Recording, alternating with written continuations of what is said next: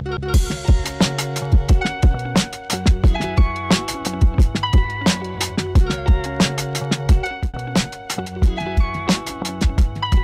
are considering to shift your career from traditional roles to digital roles, tingnan natin, pero feeling namin makakatulong tong video na to sa'yo.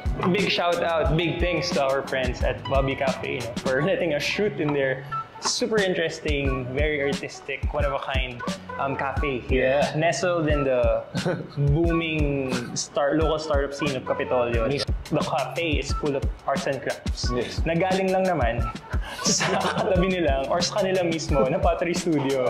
Okay, so if you're into pottery or if you want to learn actually pottery, and of course if you want a good cup of joe, if you want a good cup of coffee, go visit them. Check them out on Instagram at Wabi Cafe. Yeah. So, shoutout ko lang din si Miss Angela. Siya gumawa mismo na itong... Right, thank you Miss Angela. Not coffee, but drink ko na to. Yeah.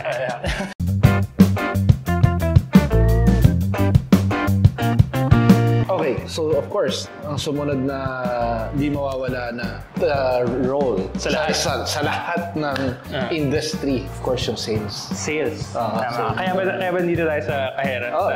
Sa cashier. Sales. Sales. So, benta to. Benta. Okay. So, kung traditional, the job title would be sales. Sales associate, Sales representative. Pagka digital, the job title would be tech sales. May tech lang pangalan. And actually, ito sobrang interesting. Business development. Yeah.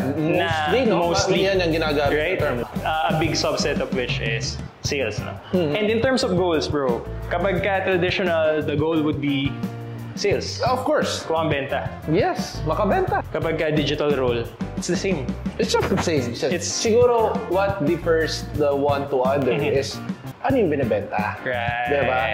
Surprisingly, you will just have to do the same. Nag-iiba lang talaga ng product to sell like that. Pero kung nasa sales ka before, same goes kung ano yung appeal and kung paano mo binibenta yung mga bagay. Iba lang yung binibenta mo. Iba lang yung binibenta mo. Sige, can we give an example? Kung traditional sales, FMCG. Tatrabaho ka sa FMCG, so ang mga kadalasan kausap mo would be distributors or retailers. Retailers, ayun. So punta ka sa sari-sari store, convenience store. Magsusupply po ako. Major chain, magsusupply po ako, benta. Ano yung equivalent doon sa digital? Magandang part to. Kasi for example, nakapag-work ako sa isang pinakakilalang FMCG na company dito, no? Ang ginagawa nila is naghanap sila ng mga sari-sari stores, tapos nagsusupply sila ng cases ng drinks nila.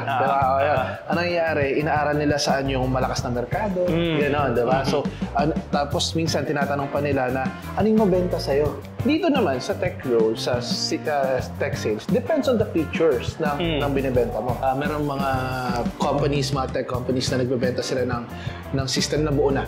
For example, yung system ko is the payroll. Payroll system. So pinakausap mo nun? Well, HR. Mga HR ng companies, diba? So, kung sino gagamit, diba? However, meron ding mga tech companies na gumagawa sila ng system depende sa pangailangan mo. Yeah, so for example, anong kailangan mong system? Kailangan namin ng payroll system but not your usual payroll system kasi meron kaming ganito-ganitong rules ng company namin. Right. And tailor fit na din. So nakakapagbenta sila kahit wala pa actually yung produkto. Parang gano'n. Mismo. May parts na ng bebenta pero like hindi pa buo kung ano yung mismo kailangan ng client. Yes. Wala pa rin sila nung concept but they'll be getting the concept dun sa pangailangan nung business na yun. Right. Isa pang maganda dun is kahit naman nasa traditional role ka ng sales, is inaaral mo rin yung product eh. Kasi kailangan alam mo kung ano yung binibenta mo. Right. Diba? For example, bakit ko bibilhin yung drinks na? Kasi itong drinks na to is lower sugar siya versus the others. So kumbaga, pinapakita mo ano yung value. Yeah, no value. Right. Diba? And then from there, pag magbebenta ka ng mga ganong mga solutions or any products, kailangan mo lang din aralin. No? Got it. And I think sobrang transferable nung soft skills, bro.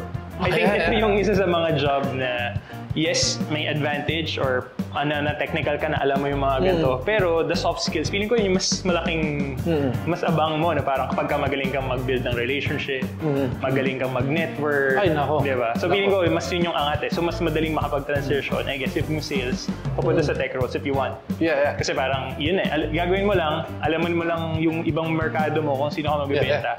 And then yun, magbibenta ka lang din. May kumula tayo, may common friend tayo na nasa HR industry siya before. HR guy na alam niya yung sistema ng HR. Tapos ngayon, nung napunta siya sa sales, kailangan niya magbenta ng HR system. Ginamit niya yung connections niya sa HR connections niya before. Di ba? Ngayon lang naisip ko sino yung sinasabi natin. Di ba? Pwede natin sabihin na isa to sa mga roles na maybe 80% is already established from where you came from. Yeah. And then the rest 20 is yun nga, yung inaaral mo na lang ano yung binibenta mo. Right. Yeah. If you're someone who's thinking of shifting, no? Pag-usapan natin shifting, then a good place to start if you're coming from a traditional background na parang, gusto ko mag-into tech. Ano pa bang best way to start other than getting a degree in tech? A very flexible online degree brought to you by our good friends in MMDC, Mapua Malayan Digital College. Their degrees are 100% digital and tailored fit sa current needs sa workplaces natin. So ano yung mga courses nila? So kanina napag-usapan natin security. Meron silang cybersecurity. Ano pa? Meron silang data analytics. Mamaya babalikan natin yan. Meron din silang marketing technology and entrepreneurship technology. Kita nyo naman everything, all the traditional roles, ginawa nilang digital. So go ahead and check out their courses and inquire through their social media pages at Mapua Malayan Digital. You can also visit their website at www.mmdc.mcl.edu.ph.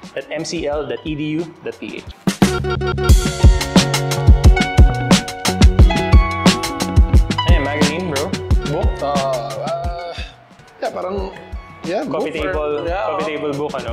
Alam mo, nakakamiss yung mga magazine. No? Sobrang in-demand before. Like, may mga magazines na subscribe ka sa magazine. Subscription. Yeah. And yun na nga, papunta tayo. Ano ba yung ginagawa ng magazine? Bakit ba sila nag-exist? Well, number one, of course, to tell stories, nag-entertain. But the underlying economy that's pushing that is really marketing. Wow, good. Diba? Galing ah. Daming print, di ba? Ang tawag doon, print media. Tawag doon, print media. Sige, kung traditional is marketing, yung equivalent niya for digital role is digital marketer. Meron kang digital na, no? And to be honest, ito yung isa sa mga roles na medyo blurry. Bakit? Kasi sabihin mo, sige, halimbawa, digital ka bro. FMCG, balik tayo. Kanina sinabi may mga canned goods. Ano yung goal natin parehas kung digital marketer ako, traditional ka? Reach. Goal natin i-promote yung brand natin, yung tinitinda natin, di ba? Hindi naman nagbago. It's just the same, no? Ang pinaka-main differences would be dun sa media na ginagamit. Sa tools na ginagamit. Kasi approach, kung traditional ka, you would still use TV. Magre-radio ads ka. Yes, sir. Magka-flyering ka pa. Magka-print media ka pa. May on-the-ground ka pa. Newspapers. And magazines. Yung sabi natin, di ba? But, hindi ka, not necessarily hindi gagamit ng digital. I'm sure magpo-post ka din sa social media. Of course. Gagawa ka din ng mga YouTube ads, di ba? Same din with digital marketer eh. I think, yung main difference nila, si traditional, pwedeng mag-shift from both. But I think yung mga digital marketers, hindi na as often gumagamit ng traditional media. Kasi halimbawa, HR solution ako. Talaga ba maglalagay ako sa TV? Parang hindi, di ba? Talaga ba maglalagay ako sa radio? Not so much. Pero pares tayo yung gagamit ng social media platforms. So parang sinasabi mo, kagaya nung sa sales, ang differentiator nung sa sales, sa traditional and sa digital, is yung product na binibenta. Yes. And isang gusto pang i-highlight, I think yung kaibahan is yung the way they monitor yung success ng mga ginagawa nila. Sige, sabihin natin, purely traditional media, newspaper, print, paano mo malalaman kung gaano kalami yung tao na nakakita nung video mo or nung ginawa mong ads? For sure, may estimate. Sabihin ng TV or media platform sa'yo, ganito, estimates namin number of viewers, etc. Pero pagdating sa digital, kung purely digital yung naglagay ka ng digital ad, di ba? Makikita mo by the numbers kung ilan talaga yung nakakita, o ilan talaga yung nanood, ilan yung nag-click dun sa button na parang, ganun ka-thorough, ganun ka-details yung makikita mo. And that would naturally dictate yung gagawin mong trabaho. Na parang, okay, sige. Saan tayo kulang? Saan tayo kulang? Yung media planning mo now is mas may ganun na. Mas strategic. Mas strategic na yun. Alam mo na sige, dito natin lagay sa channel na to, sa channel na to, sa channel na to. Sa ibang mga product or ibang stores or restaurants, merong manual na saan mo kami nakita, paano mo nalaman tong tindahan namin, paano mo nalaman tong product namin. Pwede yung gano'n, diba? Right. Unlike kapag you're using digital or na-digitize mo yung bagay na yun, ibibigay na sa'yo kagad. Right. Tsaka meron pa yung nag-door-to-door survey. Di ba? Dati na-experience ako nung bata ako, parang, ano yung kinakain niya cereal? Pwede mo bang i-describe kung ano yung box ng cereal na yun? May ganun. Meron pa doon na na try niyo po ito. May sampling. Overall, marketing is marketing. Reach. Impressions. Lahat ng needs mo are still the same. It's just that kung paano na lang yung approach mo and tools na ginagamit.